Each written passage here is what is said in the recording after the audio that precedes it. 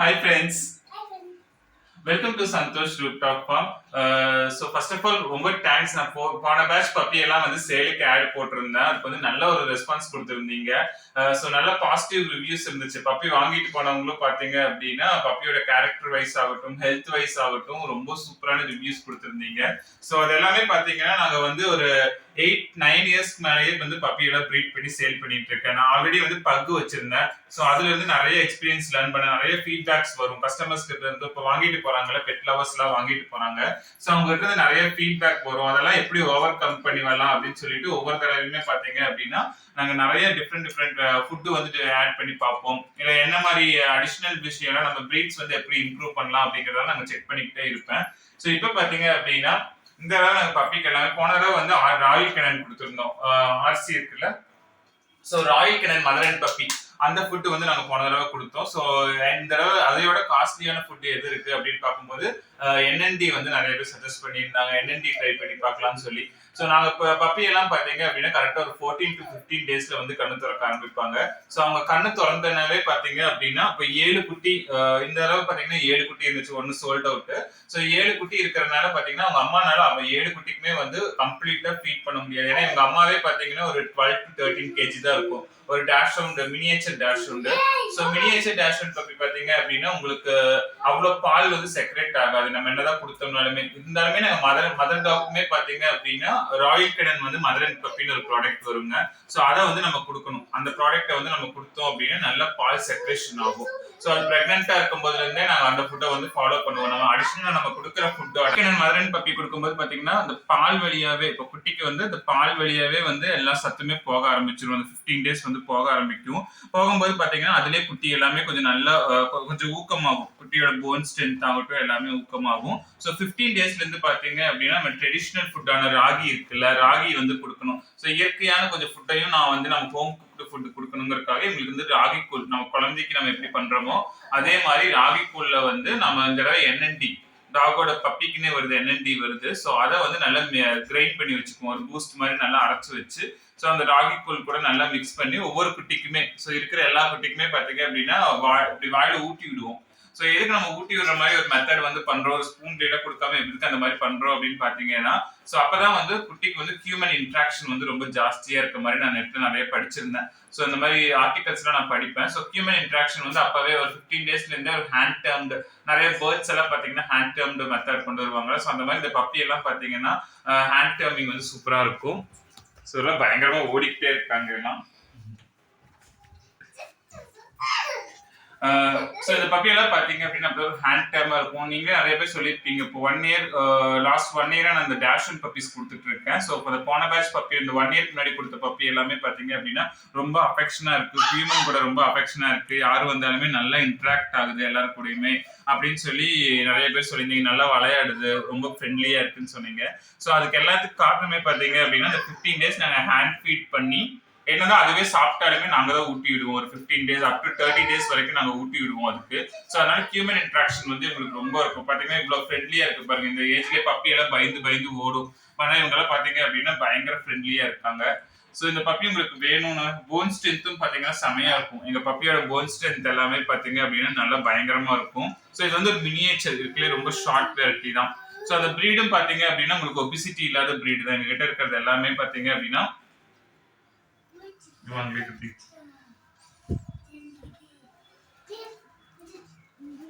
So இப்போ puppy எல்லாம் பாத்தீங்கன்னா எங்க கிட்ட இருக்கிறது எல்லாமே வந்து நீங்க என்னதான் ஃபீட் பண்ணாலுமே இது வந்து அதிகமா ஒபிசிட்டி போடாத பிரீட் தான். பிகாஸ் என்னோட மேல் டாக் வந்து நான் உங்களுக்கு காட்டுறேன், இந்த வீடியோட மேல் டாக் காட்ட போறேன்.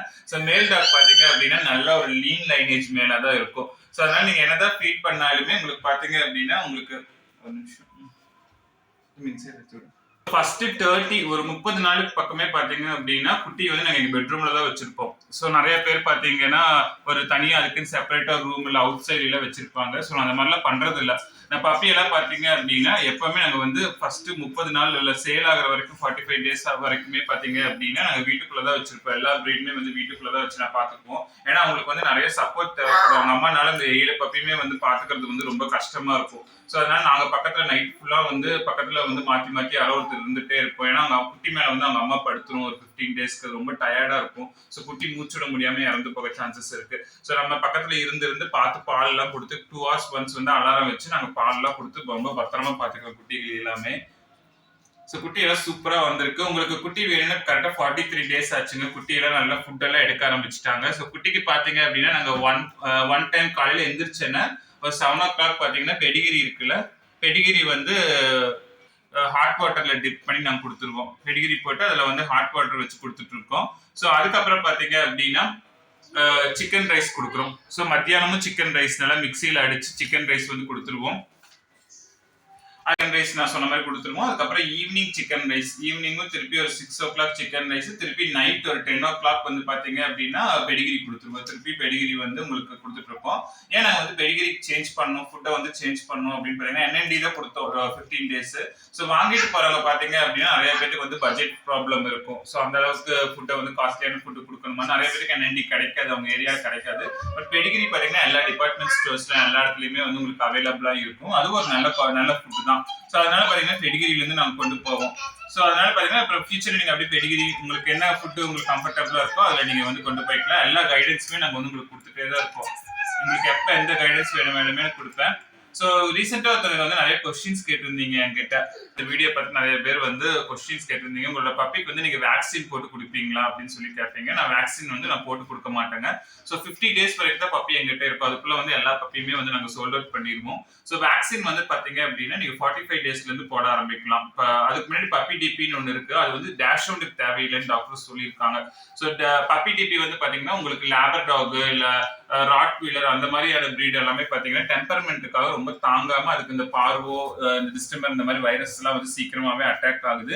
பட் ஆனா டேஷ்ஹவுண்ட் எல்லாம் அந்த மாதிரிலாம் கிடையாது. இது வந்து நல்லா ஹைலி இம்யூனிட்டி இருக்கக்கூடிய டாக் தான். நம்ம இன்பிரீட் பண்ணிடக்கூடாது. ஸோ இன்பிரீட் பண்ணீங்கன்னா உங்களுக்கு அந்த மாதிரியான ஹெல்த் இஷ்யூஸ் எல்லாமே வரும். ஸோ ஒரே டாகோட குட்டி இதுலயே ஒரு மேல் ஒரு ஃபீமேல் எடுத்து நீங்க பிரீட் பண்ணீங்க அப்படின்னா அதுக்கு அந்த மாதிரி இம்யூனிட்டி ப்ராப்ளம்லாம் வரும். நான் வந்து ரொம்ப கேர்ஃபுல்லா அந்த மாதிரி இன்பிரீட் பண்றதுக்கு எனக்கு சான்ஸே இல்லை. ஒவ்வொரு ஃபீமேலுமே பாத்தீங்கன்னா டிஃப்ரெண்ட் லொகேஷன்ஸ்ல இருந்து டிஃப்ரெண்ட் ஸ்டேஜஸ்ல நான் வாங்கினது. ஸோ என்னோட மேல் டாக் பாத்தீங்கன்னா பெங்களூர்ல இருந்து நான் எடுத்துட்டு வந்தது. ஸோ கோயம்புத்தூர்ல இருக்கிற டாக் வாங்கணும் அப்படின்னா மேபி இன்பிரீட் ஆயிரும் சொல்லிட்டு ஒரு நல்ல லைனேஜ் சர்டிபிகேட் லைனேஜோட டாகை வந்து நாங்க வாங்கிட்டு வந்தோம்.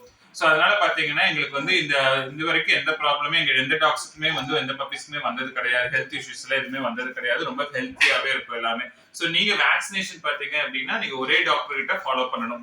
நீங்க வாங்கிட்டு போறீங்களோ உங்க நியரஸ்ட் எந்த டாக்டர் இருக்காங்களோ மேபி கவர்மெண்ட் டாக்டர்ஸ் ஆகட்டும் இல்ல பிரைவேட் டாக்டர்ஸ் உங்களுக்கு எந்த டாக்டர்ஸ் வந்து பிடிக்குதோ அவங்க கிட்ட போயிட்டு நீங்க வந்து கண்டினியூஸா வந்து எல்லா வேக்சினுமே வந்து நீங்க பண்ணிக்கணும். ஆனா கம்பல்சரியா நீங்க வேக்சினேஷன் வந்து எல்லா டாக்குமே பண்ணி ஆகணும். இப்ப இருக்க சுச்சுவேஷன்ல நம்மளே வேக்சினேஷன் பண்ணி தான் உயிர் வாழ்ந்துட்டு இருக்கிறோம் எல்லா கோவிட்னால.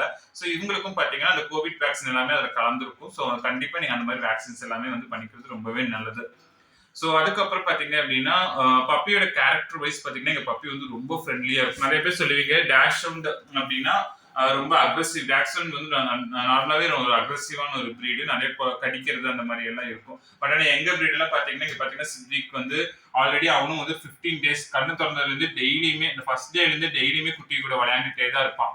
பாத்தீங்கன்னா இந்த மாதிரி குட்டி ட்ரெயின் பண்ணிட்டே இருப்பான். அதனால பாத்தீங்கன்னா இது வந்து ரொம்ப ஃப்ரெண்ட்லி. இன்னும் நாங்க குட்டி ஃப்ரெண்ட்லியா வளர்த்துறதுக்கு என்னெல்லாம் பண்ணணும் அப்படிங்கிறது நிறைய விஷயத்த வந்து நாங்க பார்த்துட்டே இருப்போம். இங்க பாத்தீங்கன்னா சித்திக்கும் வந்து ட்ரெயின் பண்ணிட்டே இருப்பான். ஸோ இந்த மாதிரி குட்டிகள்லாம் வந்து அவங்க கூட விளையாண்டுட்டே இருக்கிறதுனால பாத்தீங்க அப்படின்னா குழந்தைகிட்ட ரொம்ப ஃப்ரெண்ட்லியா இருக்கும். எங்க நாய் பெரிய நாய் கிட்ட கூட்டிட்டு போகும்போது பாருங்க அவங்க கூட ரொம்ப ஃப்ரெண்ட்லியா இருக்கும். ஏன்னா எனக்கு குட்டியில இருந்தே நம்ம ட்ரெயின் பண்ணிடணும். ஸோ நம்ம வீட்டுல பூனை வளர்த்துறோம் இல்ல வேற ஏதாவது பெட் வளர்த்துறோம் அப்படின்னா அந்த பெட் கூடயும் பாத்தீங்க அப்படின்னா நம்ம இந்த டாக் குட்டியில இருந்தே விட்டுட்டே இருந்தீங்க அப்படின்னா அது ரொம்ப ஃப்ரெண்ட்லி ஆகும். அதே மாதிரி நம்ம குழந்தைகிட்டையும் வந்து சின்னது இந்த ஸ்டேஜ்ல கரெக்டான ஸ்டேஜ். ஸோ இப்ப இருந்தே நீங்க குழந்தை கிட்ஸ் கிட்டே விட்டுட்டு இருந்தீங்க அப்படின்னா இது வந்து ரொம்ப கிட்ஸ் ஃப்ரெண்ட்லியான ஒரு டாக். ஸோ இன்னொரு விஷயம் சொன்னாங்க, நீங்க நிறைய பேர் சிட்ஸு பொமரேனியன் அந்த மாதிரிலாம் எடுத்துருப்பீங்க, டாக்ஸ் எடுத்துருப்பீங்களா. அதுல வந்து ஹேர் ஃபால் இஷ்யூ வந்து ஜாஸ்தியா இருக்கும். வீடு ஃபுல்லாவே முடி பறக்கும். ஸோ கிட்ஸ் வந்து பிலோ 4 years இருக்கிறவங்களுக்கு அந்த மாதிரி நிறைய ஹேர் இருக்கக்கூடிய பெட் வந்து டாக்டர் சஜஸ்ட் பண்ண மாட்டேங்கிறாங்க. ஸோ அதனால அவங்களுக்கு வந்து பிரீத்திங் ப்ராப்ளம் வரும், ஸ்கின் அலர்ஜிஸ்லாம் வரும் குழந்தைகளுக்கு. ஸோ நிறைய முடி இருக்கிற டாக்ஸ் வந்து நீங்க வளர்த்துனீங்க அப்படின்னா ஸோ இது எங்க சித்திக்கு வந்து நாங்கள் ஆக்சுவலாக ஒரு பொமரேனியன் மாதிரி நாங்கள் ஒரு டாக் வாங்கணும், இடையில வாங்கணும். ஸோ அதனால அவங்களுக்கு வந்து கொஞ்சம் ப்ராப்ளம் இஷ்யூ ஆச்சு. அப்ப நான் டாக்டர் கிட்ட சஜஷன் கேட்கும்போது சொன்னாங்க, நீங்க வந்து டேஷ்ஹவுண்ட் போய்க்கோங்க, டேஷ்ஹவுண்ட் இஸ் பெஸ்ட் பிரீட் அப்படின்னு சொல்லி டாக்டர் சொல்லியிருந்தாங்க. பிகாஸ் எங்க ஃபேமிலியில பாத்தீங்கன்னா வீசிங் ப்ராப்ளம் வந்து ஒரு பெட்டுக்கு வந்து வீசிங் இருக்கு. ஸோ அதனால பாத்தீங்க அப்படின்னா உங்களுக்கு இந்த டேஷ் வந்து டாக்டர்ஸ் எல்லாமே சஜஸ்ட் பண்ணியிருந்தாங்க. ஹியூமன் டாக்டர்ஸ் தான் அவங்களும் சஜஸ்ட் பண்ணாங்க. வெட்டினரி டாக்டர்ஸ் கிட்டயும் நாங்கள் கேட்டதுக்கு டேஷ் சஜஸ்ட் பண்ணியிருந்தாங்க. ஸோ அதனால தான் நாங்கள் டேஷ் எடுக்க ஆரம்பிச்சோம். அப்புறம் அந்த ப்ரீட் ரொம்பவே எனக்கு பிடிக்க ஆரம்பிச்சிருச்சு. ரொம்ப மெயின்டெனன்ஸ் ஃப்ரீ. ஸோ இதுக்கு ஹேர் ஃபால் எல்லாம் எதுவுமே இருக்காது. ஸோ ஹேர் ஃபால் எல்லாம் ஒன்றுமே இருக்காது. இந்த ப்ரீட்ல பார்த்தா ஹேரே வந்து ரொம்ப சின்னதாக தான் இருக்கும். ரொம்ப ஷைனிங்காக தான் இருக்கும். ஸோ ஃபுட்டு நீங்கள் எதை கொடுத்தாலுமே சாப்பிட்டுக்கும். அதனால நீங்க வந்து ப்ராப்பரா உங்களுக்கு என்ன கம்ஃபர்டபுள் ஃபுட்டோ, நீங்க வெஜிடேரியன்னா கர்ட் ரைஸ் கொடுத்து தயிர் சாப்பாடு கொடுத்தே நீங்க கொண்டு போகலாம். இல்ல நீங்க ஒரு நான் வெஜிடேரியன் அப்படின்னா நீங்க வந்து சிக்கன் ரைஸ், பீஃப் ரைஸ் அந்த மாதிரி நீங்க கொடுத்து கொண்டு போய்க்கலாம். ஸோ இப்போ பப்பியெல்லாம் அவைலபிளா இருக்குங்க. சேலுக்கு வந்து அவைலபிளா இருக்கு. உங்களுக்கு வேணும் அப்படின்னா டிஸ்கிரிப்ஷன்ல என் நம்பர் கொடுத்துருப்பேன். ஸோ அந்த நம்பருக்கு நீங்க கான்டாக்ட் பண்ணுங்க. சித்திக் கிட்ட கேட்கலாம் இந்த பப்பியெல்லாம் எப்படி இருக்குன்னு சொல்லி கேட்கலாம். சித்திக் இந்த பேட்ச் பப்பியெல்லாம் எப்படி இருக்கு? கடிக்குதா? கடிக்காதா? அப்புறம் போன பேட்ச் பப்பியெல்லாம் கடிச்சிட்டு இருந்துச்சு, கடிச்சு விளையாடிச்சுன்னு சொன்னா உங்களை ரொம்ப பாசமா இருக்காங்களா? சத்தமா சொல்லு. அங்க பார்த்து சொல்லு, வீடியோல பார்த்தா உங்களுக்கு சொல்லு.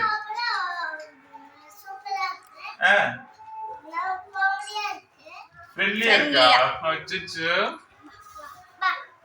இங்க பெட்ல தான் படுத்துக்க வச்சுக்கோ. உங்க கூட பெட்ல தான் படுக்க வைப்பியா எல்லாத்தையும்?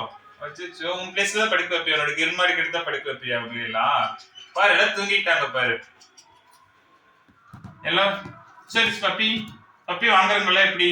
குழந்தை குடியில எப்படி இருக்கும் தம்பி? இது குழந்தை கிட்டியில எப்படி இருக்கும்? உனக்கு பிடிக்குமா பப்பி எல்லாம்? உன்னையெல்லாம் எதுவும் கடிக்கிறதெல்லாம் இல்லையா? உனக்கு கடிச்சு இன்ஜூர் பண்றதெல்லாம் இல்லையா பப்பி? அச்சோ. விளையாண்டே இருப்பியா? இந்த மாதிரி பப்பி கூட விளையாண்டே இருப்பியா? சரி ஃபேன் போட்டுக்கலாம். பப்பிக்கு ரொம்ப கஷ்டமா இருக்காது. ஃபேன் போட்டுருங்க. சரி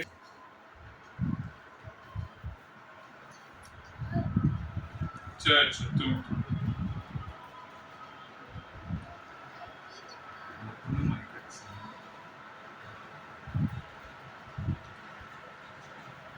பண்ணுங்கலாம்.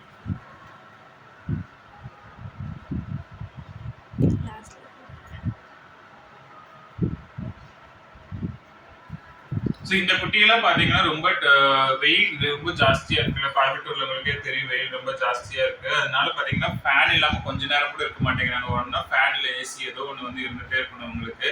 ஃபேன் ஆஃப் பண்ணனாவே பேன் கத்த ஆரம்பிச்சிருவாங்க. இப்போ பார்த்தீங்கன்னா ஃபேன் ஆன் பண்ணனே டக்கு நல்லா படுக்க ஆரம்பிச்சிட்டாங்க. ஸோ நான் வந்து 24 ஹவர்ஸும் வந்து ஃபேன்லேயே தான் வச்சுட்டு இருப்பேன். ஏன்னா பெட்ரூம்ல வந்து ஃபேன் ஓடிக்கிட்டே தான் இருக்கும். இது ரொம்ப கிளைமேட் ரொம்ப சூடாகுதுங்கிறக்காக நைட்டு ஃபுல்லாகவே ஃபேன் இருக்கணும். ஃபேன் கொஞ்ச நேரம் கரண்ட் ஏதாவது ஆஃப் ஆச்சுன்னா கூட பயங்கரமா கத்த ஆரம்பிச்சிருவாங்க எல்லாருமே ஃபேன் இல்லாம. சரி சார், சரி இந்த ஃபேன் போட்டாச்சு படுத்துக்கொடி.